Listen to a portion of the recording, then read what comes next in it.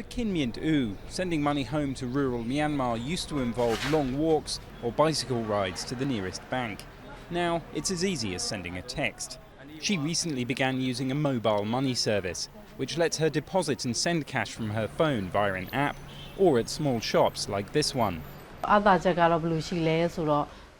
advantage is that it now takes very little time to transfer the money. The process will be finished in 10 or 15 minutes, and then the children reply to me that they have received it. Like 90% of the population, Kin Myint Oo doesn't have a bank account. But even for those that do, using them can be tricky. ATMs are few and far between, and residents of this suburb near Yangon have to take a boat to reach their closest branch.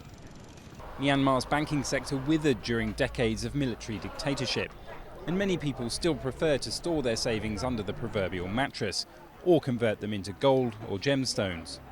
Building customer trust is going to be the biggest issue here, to my mind. I think there isn't a lot of trust in the financial sector, given the history of demonetisation and bank runs and so on.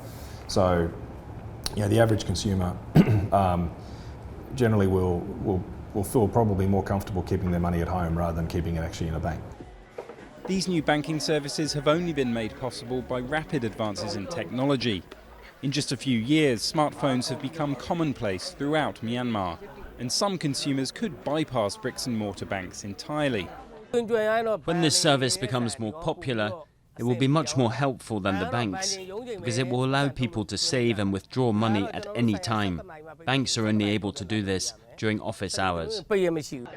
Mobile banking was only given the go-ahead by the government in April, so for now uptake is still quite slow. But with Myanmar's economy growing at around 8% a year, more and more people are likely to need ways to store and send cash.